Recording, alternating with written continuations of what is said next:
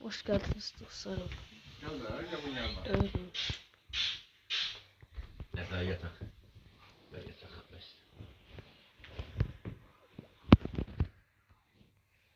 Gir yerin içine. Ne var? Ha. Elif. Ha.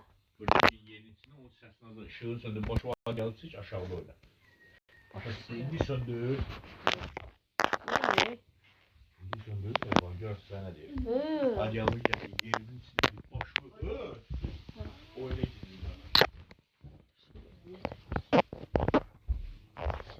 Bir tane şey var.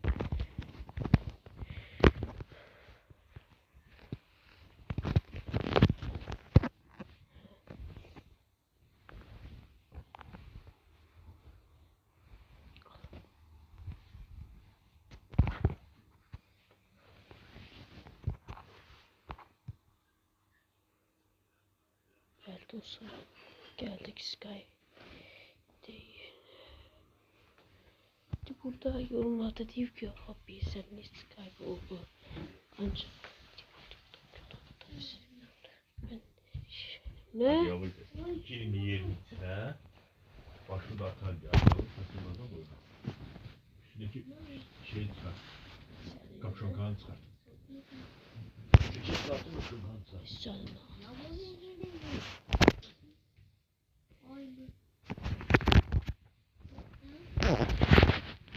Şey getirelim, koymazsan ben işimi göresen sonra ona göre.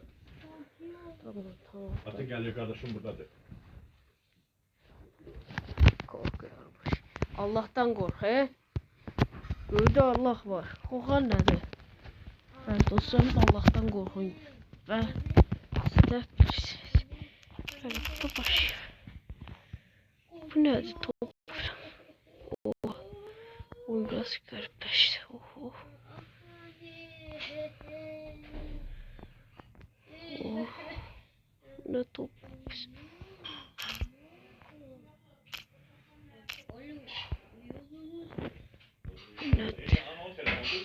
Yok. Ben değilim ona ki nasıl telefonumu oynayır.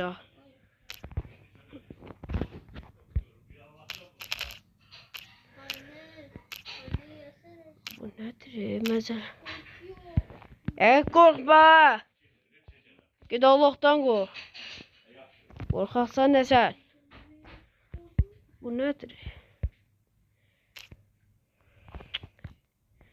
Dostlar bu herkes şans buluyor değil. Oyun biraz donmuş ha. Ben görüyorum ki. Değil. Oyundan çıkar.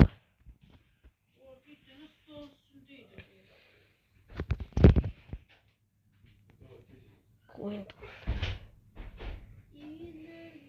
Ya sus evinle.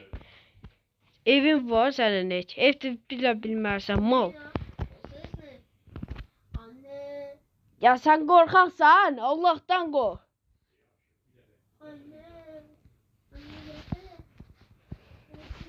Korkuyorum. Ben korkmaram ha.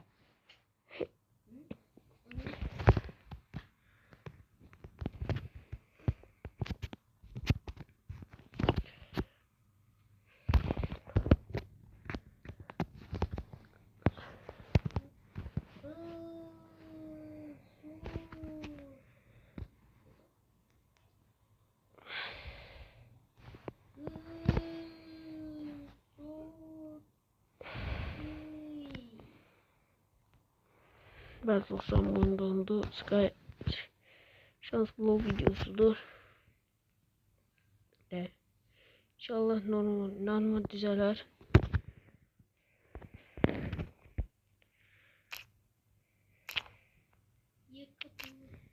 Ya sana şu kapıdan nese gelirse sen ne korkan adamsın mal. He. Vallahi çok pistim var. Sıçacağım bunun ağzına.